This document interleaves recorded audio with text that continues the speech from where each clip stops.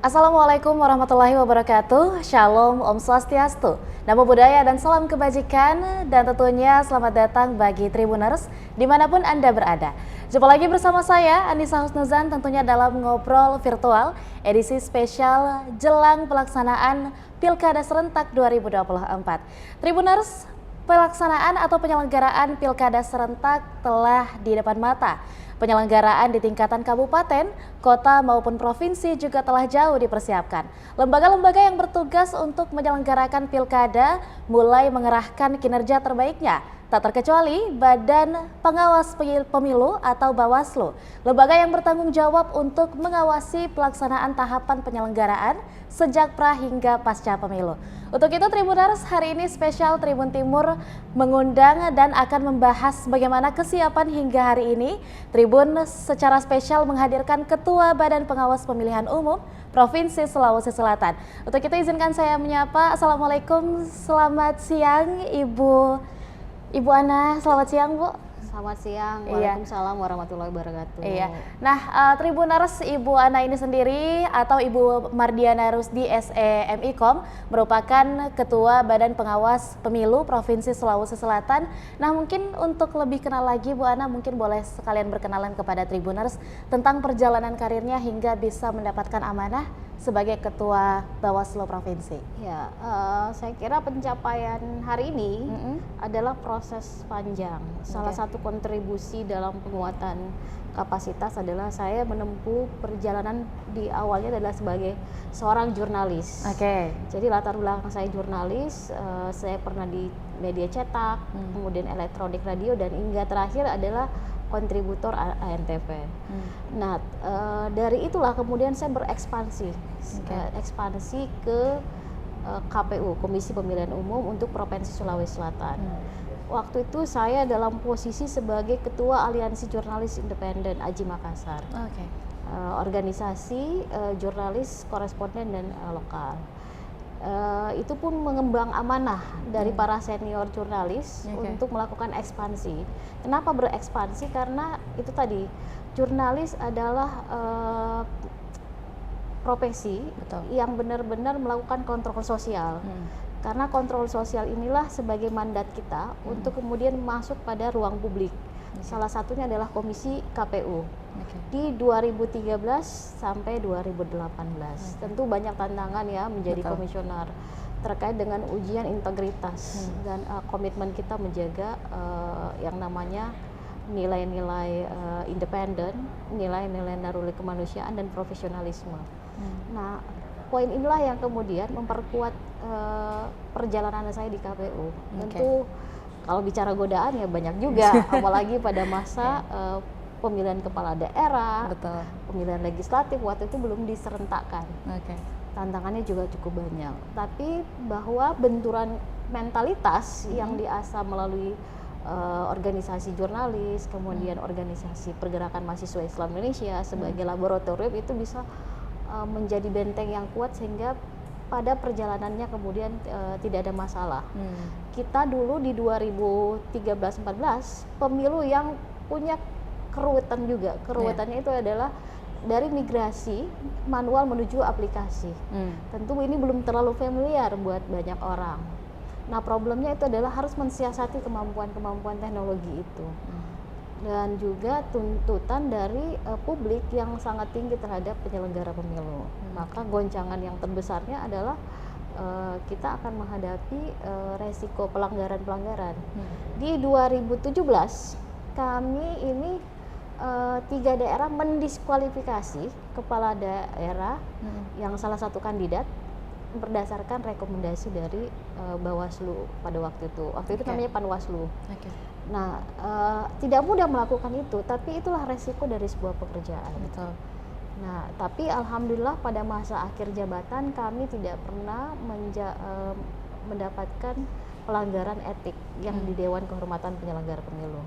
Nah, 2018 kemudian berhenti menjadi penyelenggara karena tidak berkelanjutan. Kemudian tapi masih berada pada circle kepemiluan dan demokrasi.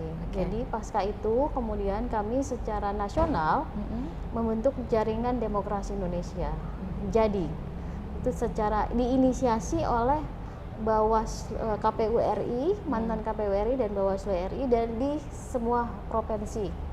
Nah, lewat lembaga inilah yang kemudian melakukan pengawasan dan pengawalan terhadap proses penyelenggaraan pemilu. Sebagai mantan memang tidak mudah, karena biasanya mantan kalau udah selesai menjadi penyelenggara tidak bisa beranjak dari histori lamanya. Ya betul, sepakat Bu. Nah, sehingga terlalu perbandingan antara kualitas masa lalu dan masa depan. Nah, kita di Jadi mengabaikan hal itu. Komitmen kita adalah mengawal proses ini karena kita pernah berada pada lembaga KPU dan juga Bawaslu. Nah, apa yang kita lakukan terlibat secara aktif dalam konteks penguatan kapasitas dan juga terlibat dalam kegiatan-kegiatan yang kebetulan KPU dan Bawaslu banyak mengajak kita menjadi narasumber untuk beberapa kegiatannya. Jadi support system itu berjalan dengan sangat baik, hingga memang kesempatan itu ada, dan di 2022 ketika dibuka untuk Bawaslu RI dan KPU RI, saya mencoba untuk melakukan itu ya, mencoba ikut bertarung untuk komposisi itu. Awalnya sebenarnya kita dilatih melalui Silits. Silits itu perempuan pemimpin yang diinisiasi oleh Puskapol Universitas Indonesia. 10 perempuan yang terjaring dibikinkan pelatihan selama seminggu lebih, by Zoom sih sebenarnya, karena waktu itu kan COVID, masih efek pandemik. Prosesnya sampai kemudian itulah yang kemudian menguatkan kapasitas kita. Jadi dari segi skill, kesiapan, mentalitas itu yang diasah oleh para fasilitator yang dari UI. Kita memang satu perbedaan kompetisi antara laki-laki dan perempuan dari segi kepercayaan diri dan mentalitas bertarung. Awalnya sebenarnya tidak mau juga mendaftar. Nggak usah, paling juga di pusat yang akan didominasi oleh orang-orang Jawa dan sebagainya. Itu stigma kita, pikiran kita nggak bakalan lolos untuk terpilih. Tapi karena memang setelah pelatihan itu kita dibikin komitmen, surat untuk mendaftar menjadi ikut berpartisipasi dalam pendaftaran KPU dan Bawaslu. Nah, injury time akhirnya saya masukkan, memang karena itu tadi awalnya itu tadi. Ya udahlah, kita berpartisipasi. Pembuktian bahwa perempuan dalam aspek kuota itu bisa terpenuhi, terpenuhi untuk pendaftaran calon KPU dan Bawaslu RI. Majulah saya waktu itu. Tapi dalam proses juga itu membutuhkan keseriusan. Seriusan dalam artian ketika kita bertarung, maksimal kita dalam mempersiapkan diri, ya belajar, kemudian berinteraksi, melakukan komunikasi politik, kemudian belajar banyak hal lah yang membuat kita memang harus siap. Alhamdulillah prosesnya berjalan masuk ke tahap 2, kemudian masuk di tahapan terakhir. Di lab terakhir itu adalah untuk menjaring 5 dari 10 yang terpilih. Nah, salah satunya adalah saya dari Sulawesi Selatan. Ada juga yang dari asal Sulawesi Selatan tapi perwakilan dari Kalimantan. Nah, kalau saya perwakilan Sulawesi Selatan. Jadi dari situlah kemudian masuk 5 besar yang tidak terpilih. Jadi masuk ke dalam 5 besar yang tidak terpilih. Jadi karena memang pada waktu itu kita sering kumpul ya bersepuluh ini, kita ngobrolin, termasuk Pak Rahmat Bagja, Pak Fritz dan beberapa hal. Kita yang saat ini yang terpilih, yang saat ini menjalankan tugas sebagai Bawaslu RI, ya udahlah kita ngobrol ya, kalau kita tidak terpilih, lalu bagaimana apresiasi kita pada peserta yang lain yang bertarung. Akhirnya kita berkomitmen, kalau nggak terpilih kan kita bisa jadi pasukan di tingkat provinsi. Ya udahlah. Waktu itu karena ada lahir dari sebuah komitmen yang baik dari para kita ini beda nih dengan KPU. Kalau KPU nggak ada yang seperti itu di KPU RI. Kalau kami memang komitmen. Nah, ada pendaftaran di Bawaslu, saya mencoba ikhtiar lagi berjuang untuk proses itu. Alhamdulillah perjalanannya kemudian terpilih dan atas komitmen teman-teman yang lain bertujuh setelah terpilih ini kemudian dimandat sebagai ketua Bawaslu di Provinsi Sulawesi Selatan. Lalu kemudian berarti perjalanannya cukup panjang ya Bu Ana sampai di tahap ini sampai diberikan amanah. 11 tahun jadi penyelenggara pemilu. Wow, 11 tahun jadi penyelenggara pemilu. Berapa tahun di KPU, Bu? 5 tahun. 5 tahun di KPU, kemudian sisanya jadi penggiat pemiluan. Baru masuk lagi ke Bawaslu. Nah, mungkin banyak yang bertanya juga nih, Bu, sebelum saya membahas tentang peranan Bawaslu ya dalam pelaksanaan Pilkada mendatang, apa yang kemudian menjadi tantangan ketika Bu Ana ini beralih gitu dari penyelenggara menjadi pengawasnya nih? Gimana tuh? Secara mandatori sama-sama penyelenggara pemilu, tetapi KPU adalah pelaksana teknis. Secara operasional mereka adalah penyedia event. Tetapi yang berbeda tentu dari Bawaslunya. Pengawasannya dari aspek memastikan mekanisme prosedural yang dilakukan Bawaslu itu dan juga pengawasan terhadap para kontestan, partai politik dan para kandidat juga di ini. Kalau kita bicara menarik apa yang membuat ini, karena sebenarnya basically dari jurnalis. Sekali lagi jurnalis itu punya fungsi-fungsi pengawasan, fungsi kontrol dan fungsi mandatori sebagai memberikan ruang keadilan dan informatif kepada masyarakat. Hampir sama sebenarnya nilai dasar dari Bawaslu itu sendiri. Berarti sebenarnya basicnya pun juga berlatar belakang sebagai jurnalis, maka kebiasaan untuk mengontrol social controlling itu juga memang sudah ke bawah sih sebenarnya migrasinya ya karena itu tadi punya basically. Dan juga punya dukungan dari kakak-kakak yang ada di Asosiasi Jurnalis Indonesia. Lalu kemudian jalannya juga alhamdulillah dimudahkan, akhirnya diberikan tanggung jawab yang mungkin orang menganggapnya akan sangat berat untuk seorang perempuan, tapi bagi Bu Ana itu wah bisa aja kita lewatin. Nah, sekaitan dengan peranan dari Bawaslu sendiri, Bu Ana, mengingat bahwa dalam pasal 101 Undang-Undang Nomor 7 Tahun 2017 salah satu poin yang menjadi highlight dan sebenarnya jadi banyak pelanggarannya juga belakangan ini adalah poin keempat, yakni mengawasi netralitas semua pihak yang dilarang ikut serta dalam kegiatan kampanye sebagaimana diatur dalam undang-undang ini. Nah, kalau dari Bu Ana sendiri dan juga tentunya perwakilan dari Bawaslu Sulsel, bagaimana Bawaslu Provinsi memastikan netralitas dan independensi dalam mengawasi seluruh tahapan pemilu dan pilkada serentak, baik itu di tingkatan kabupaten, kota, dan juga provinsi? Ya, saya disclaimer dulu ya, bahwa kita rujukan untuk pemilihan adalah Undang-Undang 10 tahun 2016. Nah, memang salah satu di klausulnya adalah pihak-pihak yang tidak boleh terlibat dalam kampanye, khususnya kampanye. Apa yang dimaksud dengan masa kampanye? Masa di mana semua setelah tahapan kampanye, semua kandidat boleh mencoba melakukan sosialisasi terkait itu. Pihak yang dilarang ini adalah salah satunya ASN. Karena ada peraturan undang-undang lain yang mengatur tentang itu, SKD Menteri, KPU dan Bawaslu. Nah, kenapa pada fase ini netralitas ASN itu menjadi sangat penting? Karena tadi bahwa netralisasi itu dalam sejarahnya menjadi motor penggerak bagi para kandidat yang incumbent, satu. Nah, yang kedua adalah dalam aturan terkait dengan kode etik ASN dan perilaku juga mengatur bahwa ASN harus netral, tidak berpihak dan tidak menguntungkan salah satu pihak manapun.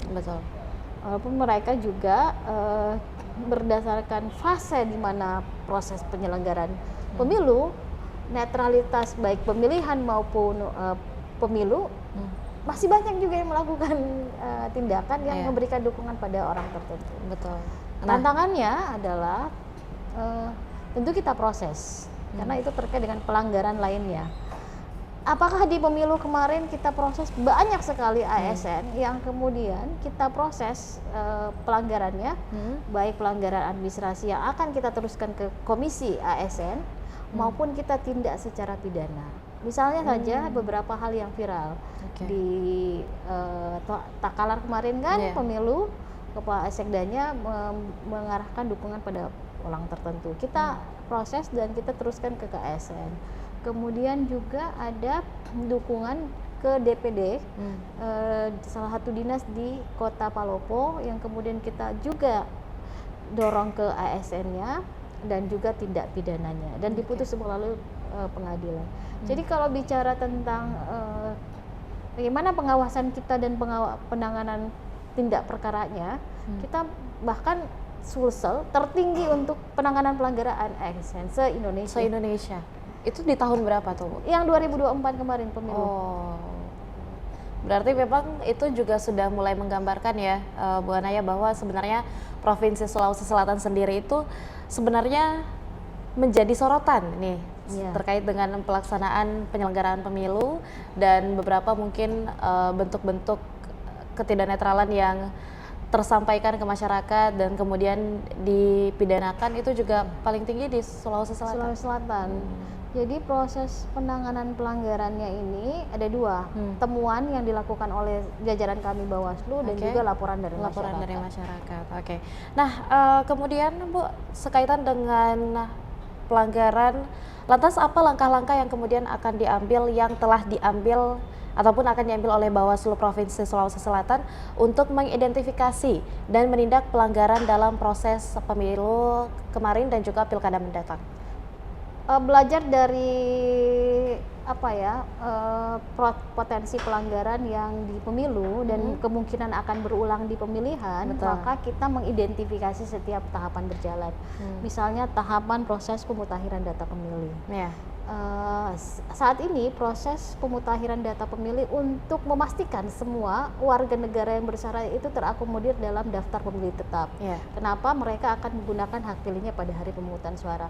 Dan kita juga memastikan mereka yang tidak bersyarat itu tidak boleh masuk ke dalam DPT. Nah, proses pencocokan dan penelitian yang berjalan ini tentu saja kita melakukan pengawasan maksimal. Bisa jadi ada orang yang meninggal itu masih terdaftar dalam DPT. Ada orang yang kemudian bersyarat tidak terdaftar dalam DPT. Nah, ini ada juga perilaku dari proses pencocokan yang kemudian satu kali mendatangi orang itu kemudian dinyatakan tidak dikenal, padahal harus dilakukan cross check berulang-ulang. Kapan kalau tidak dipastikan bahwa ternyata mereka bersyarat dan tidak terdaftar, maka potensi pidananya itu ada di 178, yaitu menghilangkan hak orang untuk terdaftar dalam DPT. Jadi itu menjadi penting untuk dikawal. Yang kedua adalah masa pencalonan. Ini tahapan krusial ya, yang butuh pengawasan maksimal adalah tahapan pencalonan, persyaratan dan syarat calon, di mana para kandidat harus juga memastikan dokumen-dokumennya. Problem yang sering terjadi adalah satu, dia keabsahan dokumen terkait dengan pendidikan. Yang kedua adalah izin atasan yang belum terlampirkan. Yang ketiga adalah surat dukungan rekomendasi dari partai politik yang biasanya terjadi dukungan ganda pada kandidat yang berbeda. Nah, itu yang harus kita monitoring terkait dengan itu.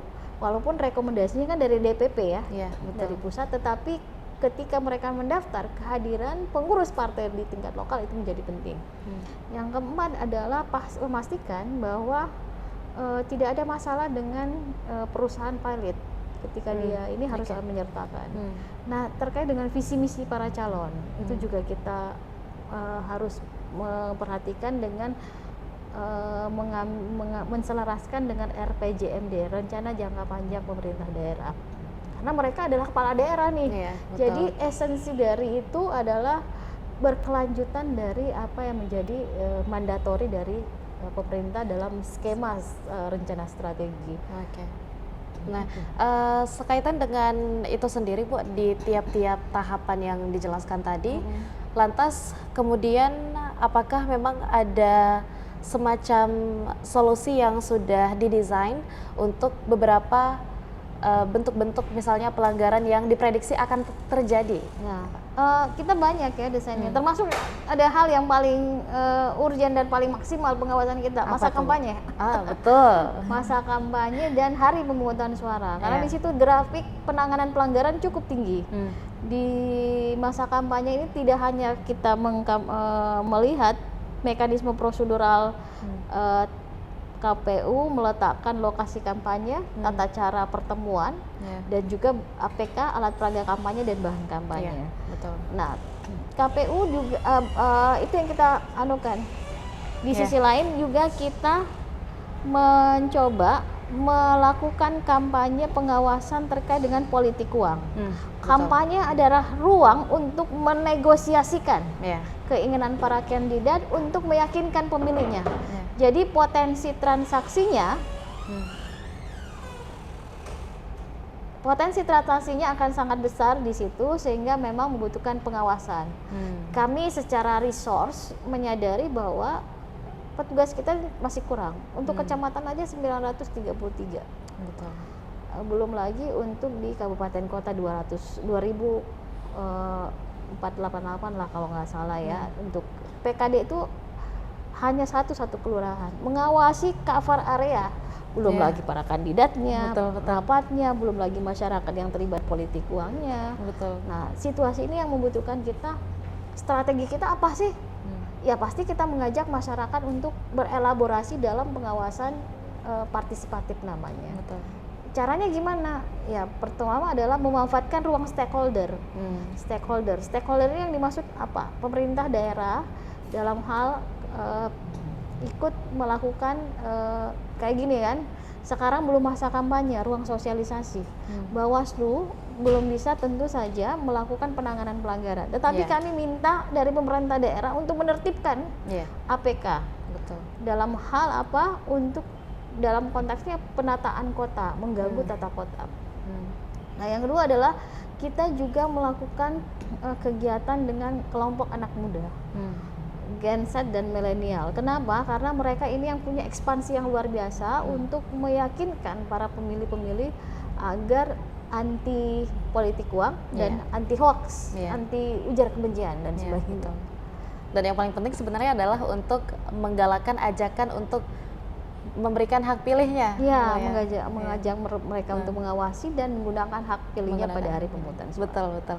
Nah, sekaitan dengan pelaksanaan pilkada mendatang sendiri, apakah ada strategi atau mungkin bagaimana dari Bawaslu Provinsi, khususnya Provinsi Sulawesi Selatan, itu berkolaborasi dengan KPU atau mungkin lembaga lainnya untuk yang paling penting adalah untuk memastikan integritas proses pemilu nih?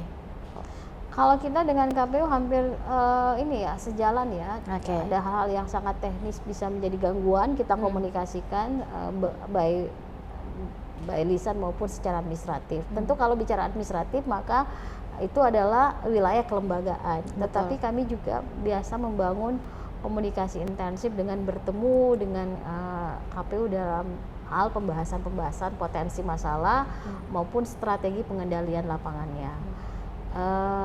Kita sisi lain juga membangun relasi yang baik dengan stakeholder. Ini adalah bagaimana tugas kita sebagai penyelenggara memaksimalkan semua ruang fungsi. Satu adalah kita punya sentra Gakumdu nih. Sentra Gakumdu yang bertugas adalah kepolisian, jaksa, Bawaslu untuk penanganan perkara tindak pidana. Jadi itu lagi yang kita konsolidasikan. Kebetulan Pak Kapolda sangat support ya terkait dengan itu. Tadi juga sudah sempat ngobrol tentang dengan sarana dan fasilitas bagaimana sentra Gakumdu ini betul-betul tidak hanya dalam konteks penindakan tapi mencegah juga. Mencegah itu maksudnya sosialisasi juga, jangan sampai ada potensi pelanggaran yang harus diketahui oleh masyarakat. Pemerintah, saya kira pemerintah dalam sebagai leading sector untuk backup sarana dan fasilitas. Kemarin di pemilu lalu sangat baik ya supportnya. Kita berharap juga terjadi saat ini. Misalnya dalam ruang ruang untuk kesehatan. Petugas sehat pemilihan akan berkualitas. Kenapa bicara kesehatan? Ini terkait dengan sumber daya manusia. Karena banyak petugas kita, ada beberapa petugas kita tentu yang mengalami kondisi drop, sakit karena beban kerja. Kedua adalah kecelakaan, 3 meninggal. Kelelahan semuanya. Nah, di pemilu lalu kita ada 10 yang meninggal, 19 yang cacat permanen, berat dan ringan. Itu semua kita santuni. Dan kedua adalah backup dari kesehatan terkait dengan screening kesehatan badan ad hoc, Panwascam, PKD, bahkan pengawas TPS. Kemudahan terkait ketika mereka melakukan rekrutmen, karena di rekrutmen itu kan ada poin-poin kesehatan yang harus dipenuhi. Nah, kalau dia biaya mahal, maka akan merepotkan orang mendaftar. Betul. Panwascam gajinya tidak sampai lebih lah dari 1 jutaan, 1,5 untuk kebutuhan-kebutuhan. Dan biaya pendaftaran sampai kesehatan 300 kan kasihan. Betul. Nah, makanya backup kesehatan itu penting. Terus semua kepolisian ya pasti ya, kejaksaan, aparatur keamanan. Lalu juga ruang kendali dari akademisi. Kenapa akademisi yang kita intenskan juga pemantau pemilu kita intenskan terlibat aktif dalam beberapa kegiatan sebagai pemateri di ruang publik, kelompok mahasiswa, kelompok masyarakat, anak muda. Dan itu semua adalah volunteer untuk kita dalam pengawasan partisipatif. Penting sekali sebenarnya saya kira stakeholder ini. Dan memang seluruh lapisan masyarakat pun, apapun profesinya, apapun latar belakangnya, itu memang memegang peranan penting pula ya Bu Ana ya. Karena mereka otomatis sebagai pemilih. Iya betul. Jadi kita sebagai pemilih, sebagai pengawas juga, makanya dalam delik aduan penyelenggaraan pemilu sendiri juga jika ada pelanggaran, maka bukan cuma tugas Bawaslu ya Bu Ana untuk mencari bentuk pelanggaran apa saja yang terjadi, yang dilakukan, tapi tugas kita juga sebagai masyarakat untuk melaporkan jika kemudian terdapat pelanggaran yang kita temui di lapangan. Nah, selanjutnya nih Bu Ana, terkait dengan strategi Bawaslu Provinsi. Nah, mengingat memang dalam beberapa waktu belakangan ini informasi-informasi atau berita-berita terkait dengan penyalahgunaan anggaran yang berlebihan dan seterusnya itu cukup marak. Lantas strategi dari Bawaslu Provinsi sendiri dalam mengawasi penggunaan anggaran pemilu khususnya agar tidak terjadi penyalahgunaan sendiri itu seperti apa Bu Ana? Sebenarnya konsentrasi kita di penanganan pelanggaran sebenarnya tidak terlalu banyak soal domain masalah keuangan ya. Karena kita hanya memang mengawasi tahapan yang berjalan. Nah, yang kedua adalah kalau kita sebagai karena kita dari Bawaslu, saya kira juga KPU begitu menggunakan anggaran APBD. Anggaran dari pemerintah daerah yang harus dikelola dan dikendalikan secara baik. Yang kita lakukan adalah memastikan asistensi anggaran ini berjalan dengan baik sesuai dengan petunjuk teknis dan review anggaran dari pusat. Jadi kita nggak bisa seenak-enaknya melakukan kegiatan apapun karena kita itu punya pedoman teknis dari pusat. Betul. Itu yang kemarin jadi rujukan kita. Yang kita dorong adalah bagaimana skema anggaran ini memang berkorelasi dengan kebutuhan publik dalam aspek, maka perbanyaklah sosialisasi terkait dengan pengawasan partisipatif. Bagaimanapun sebagai lembaga yang dimandatori oleh masyarakat melalui pemilik anggaran kan mereka dari anggaran pajak, anggaran APBD yang dikumpulkan untuk pemenuhan kebutuhan pemilihan, maka tugas kita juga menjaga penggunaan anggaran itu sendiri dan melibatkan mereka dalam skema anggaran yang terkait dengan pengawasan partisipatif. Nah tadi kan kita juga sempat membahas ya Bu Ana terkait dengan penyelenggaraan pemilu serentak yang dari tahun 2005 pemilu pertama hingga saat ini tahun 2024 ini adalah momentum pertama kalinya dilaksanakan pemilu serentak di seluruh Indonesia yang betul-betul serentak gitu. Sebelumnya mungkin pernah tapi istilahnya adalah pemilu serentak parsial ya Bu ya, pemilu parsial. Nah ada tidak tantangan khusus dari Bawaslu sendiri khususnya mungkin mengenai sumber daya manusia nih yang kemudian mengerahkan seluruh tenaganya untuk penyelenggaraan pemilu sendiri dan mengawasi secara baik. Mungkin dulu kalau misalnya di berbagai kota atau kabupaten di provinsi yang sama bisa saling backup satu sama lain ya Bu ya. Di saat ini mungkin tidak, ataukah ada tantangan-tantangan tertentu? Tahun ini memang keserentakan antara pemilu dan pemilihan. Kalau dulu namanya pilkada ya, sekarang namanya pemilihan. Nah, semua cover areanya harus diawasi. Jadi kalau dulu kan masih bergelombang, betul. tahap 1, tahap 2, sehingga konsentrasi kita bisa melakukan kendali di beberapa daerah. Ini tidak, 24 kabupaten kota dengan 7 pimpinan itu membutuhkan ruang kendali yang harus merata. Merata itu dalam artian ketika ada peristiwa yang serupa, maka bagaimana cara penanganan kita terkait perkara. Tidak boleh ada disparitas perlakuan terkait dengan beberapa kasus yang sama tapi tindakannya yang berbeda. Nah, itu yang membutuhkan satu analisis dan tindakan yang memang luar biasa kajian kita di tingkat provinsi soal itu. Sehingga kalau kita kan fokus pada satu daerah dan masalah itu mungkin agak ringan buat kita. Tapi kalau peristiwanya hampir beberapa tempat itu butuh juga energi yang mengcovernya. Nah, yang kedua adalah dari sumber resource. Resource itu sumber daya manusia. Keterbatasan ini membuat kita tidak bisa, biasanya kalau dalam ketika ada perkara kita bisa tanganilah di kabupaten yang tidak berpilkada. Jadi resource-nya untuk membantu prosesnya biasanya di situ. Tapi kan ini semua bekerja masing-masing wilayah nih untuk kabupaten kota. Jadi tidak ada saling bantu. Jadi betul-betul sibuk untuk mempersiapkan kabupaten masing-masing, kabupaten kota masing-masing. Nah, enaknya adalah dari sisi konsentrasi pemilih. Kalau dulu ada daerah yang tidak berpilkada, ada yang berpilkada. Maka pergerakan massa dari daerah yang tidak berpilkada ke daerah berpilkada untuk mencoblos itu besar. Adalah. Sehingga memang seringkali kita melakukan sweeping di daerah perbatasan untuk itu ya, agar tidak masuk pemilih yang dari daerah lain. Nah, itu yang enaknya di situ. Maksudnya untungnya di situ. Di sisi lain memang saya kira skema keserentakan ini adalah perpanjangan tangan untuk ketika presiden terpilih dan kepala daerah terpilih di daerah itu punya visi yang sama terkait dengan apa yang menjadi skema itu kemudian di button up, diturunkan ke bawah sebagai perpanjangan dari strategi dan perencanaan pembangunan secara berkelanjutan. Jadi ada keselarasan antara pemerintah terpilih di nasional, provinsi dan juga kabupaten kota ya Bu Ana. Nah, lantas apakah memang Bawaslu Provinsi sendiri juga memiliki program atau inisiatif khusus untuk meningkatkan kesadaran hukum dan kepatuhan terhadap regulasi pemilu di kalangan peserta dan juga pemilih di Pilkada 2024 ini? Kalau program kita punya ya, misalnya kita akan mengintensifkan sosialisasi produk hukum di baik partai politik maupun para kandidat.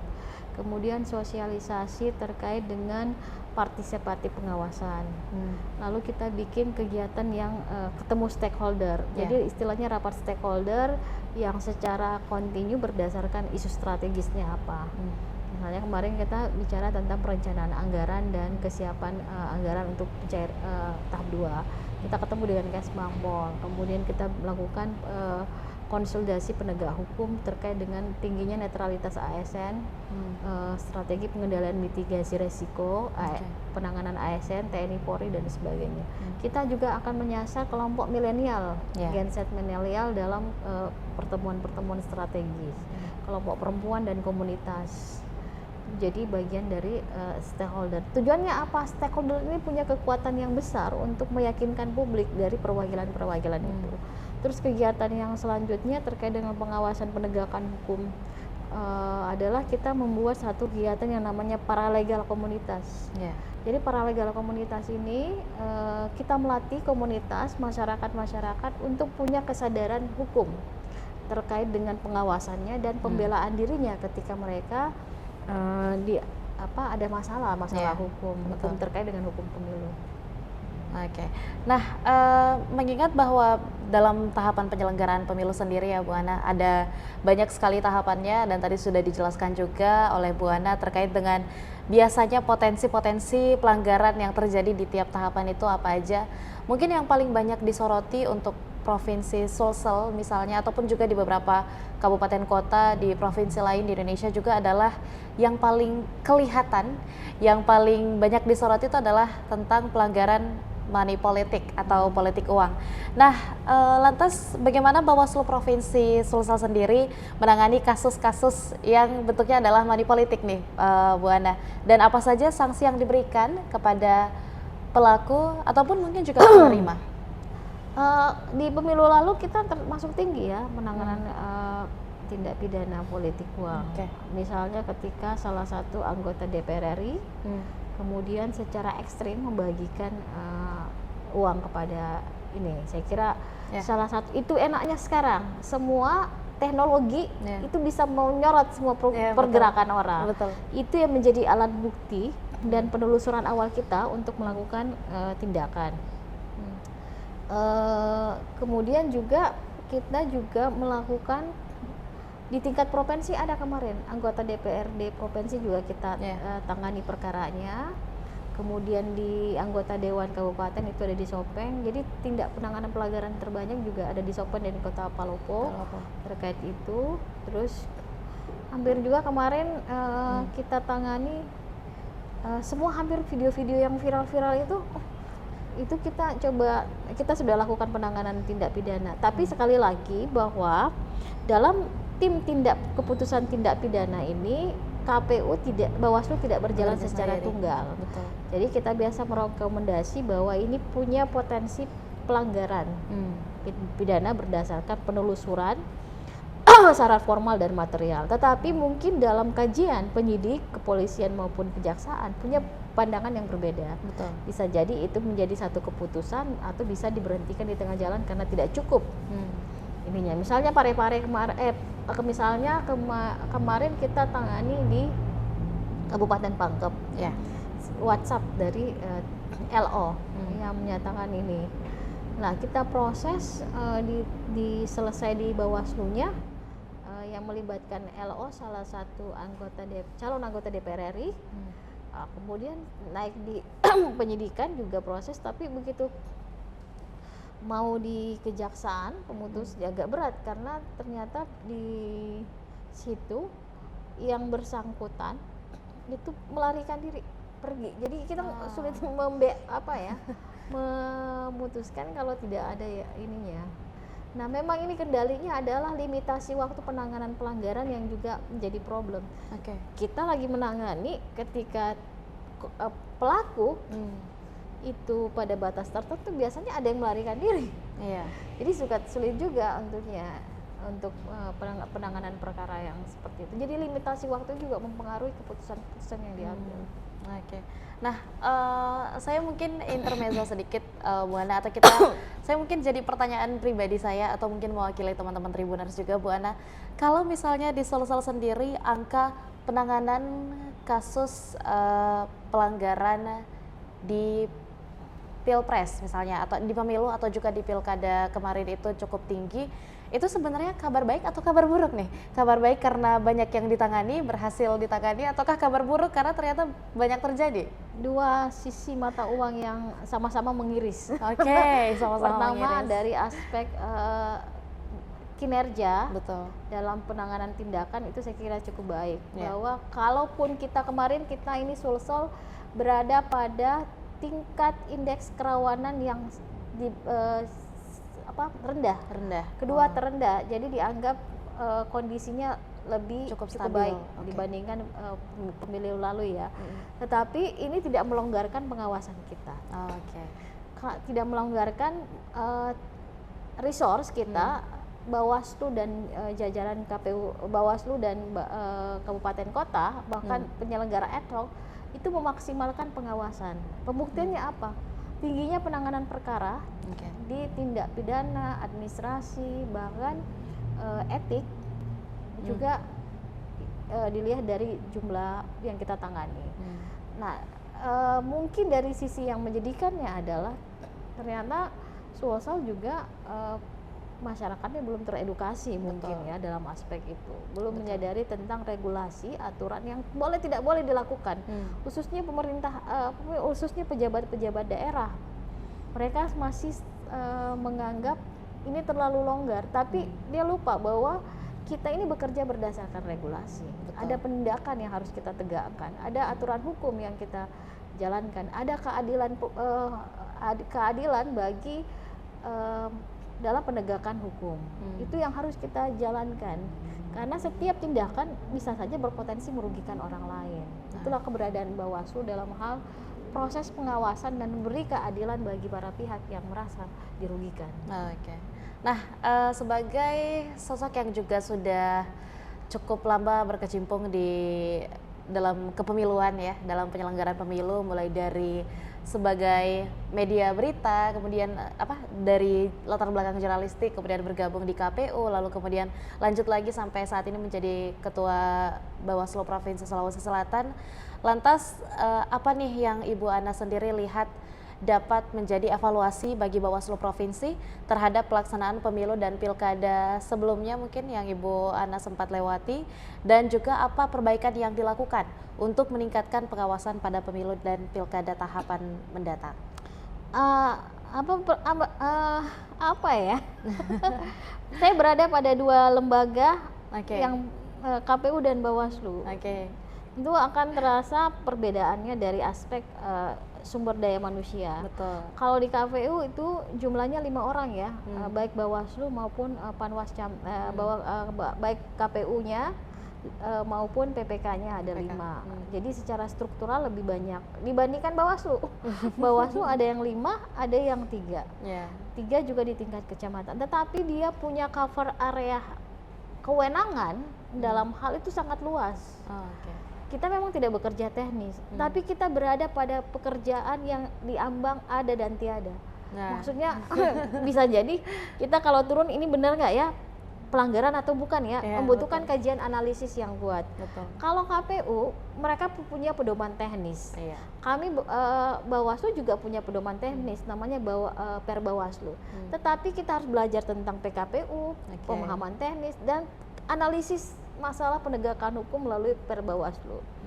Jadi tidak serta-merta dalam peristiwa itu harus ada penanganan perkara langsung. Tidak, kita butuh penelusuran, kajian, investigasi, harus turun ke lapangan. Jadi memang kita ini mobile-nya tinggi. Pergerakan Bawaslu itu sangat tinggi untuk harus kerja di lapangan memang kita kuatnya. Nah, itu yang berbedanya. Di sisi lain beban kerja, kemudian resource yang sedikit, itu juga jadi satu hal yang perlu menjadi catatan ya dari aspek kewenangan kita yang luas. Nah, sebenarnya mungkin kalau membahas tentang pelaksanaan penyelenggaraan pemilu, bentuk-bentuk pelanggaran dan juga kemudian seperti apa langkah dan tindak lanjut yang akan diambil oleh Bawaslu, mungkin akan membutuhkan waktu berhari-hari ya untuk membahasnya, sedangkan kita juga terbatas oleh durasi. Nah, jadi mungkin di sesi-sesi selanjutnya kita akan bahas lagi lebih lanjut terkait dengan, atau mungkin setelah pelaksanaan pilkada nanti kami mengundang Bu Ana lagi untuk hadir ke Tribun Timur, atau kami Januari tahun depan dong. Iya. Atau kami mungkin menyambangi Bu Ana lagi di kantor Bawaslu. Ya, mudah-mudahan kita dapat bertemu lagi. Nah, sebagai penutup diskusi kita hari ini, mungkin Bu Ana dapat menyampaikan juga harapannya untuk seluruh peserta Pilkada 2024, mulai dari pemilih, peserta pemilu sebagai para calon, dan juga mungkin teman-teman penyelenggara pemilu, pesannya apa? Event pemilihan ini bukan soal tanggung jawab tunggal KPU dan Bawaslu, tetapi kita semua pihak, baik itu pemerintah, aparat keamanan, kemudian para kontestan, partai politik dan pemilih itu sendiri adalah punya tanggung jawab yang sama, karena kita adalah ekosistem penyelenggaraan pemilihan. Sebagai ekosistem tentu kita harus punya satu perspektif dan tindakan yang sama dalam pengamanan proses pemilihan, tanpa keterlibatan partisipasi aktif. Semuanya saya kira pemilu ini menjadi semakin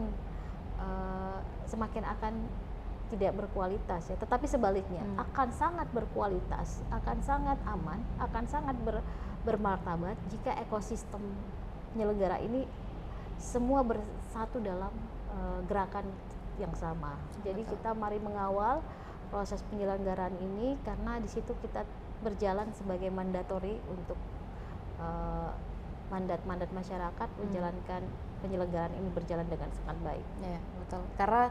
Karena hakikatnya memang pemerintah yang terpilih, para calon-calon yang menjabat itu bukan karena KPU ataupun juga Bawaslu menjalankan tugasnya, tapi adalah karena kita yang memberikan mandatnya dan memilih secara sukarela. Nah, tentunya terima kasih banyak kami ucapkan untuk Bu Hana atas kesempatannya di tengah-tengah kesibukan. Terima kasih ya Tribuners atas ini. Masih ya, apa yang kita sampaikan ini menjadi informatif dan mengedukasi. Amin. Juga menjadi satu tindakan voluntary bagi masyarakat. Amin ya rabbal alamin. Dan juga tentunya kami juga mendoakan Bu Ana dan juga seluruh jajaran Bawaslu Provinsi Sulawesi Selatan, kabupaten dan juga kota, mudah-mudahan dalam menjalankan tugas senantiasa diberikan kesehatan, dilancarkan segala urusannya. Ya pasti nggak lancar-lancar banget, tapi mudah-mudahan dikuatkan ya. Dikuatkan hati dan juga mentalnya. Amin Bu Ana. Dan juga tentunya mudah-mudahan di momen lain kita masih dapat bertemu dan berbincang lagi ya Bu Ana. Dan juga tentunya jangan lupa Tribuners, kami juga telah mendiskusikan tadi bagaimana kemudian Bawaslu dan lembaga-lembaga penyelenggaraan pemilu pilkada itu memberikan kinerja terbaik mereka, maka tugas kita adalah selanjutnya untuk mengawal dan juga menjadi bagian dari penyelenggaraan Pilkada 2024 pada November mendatang. Dan juga tentunya kami ucapkan terima kasih banyak kepada para Tribuners yang masih menyaksikan podcast hari ini. Jangan lupa saksikan beragam program lainnya hanya di kanal YouTube dan juga Facebook Tribun Timur, Mata Lokal Menjangkau Indonesia.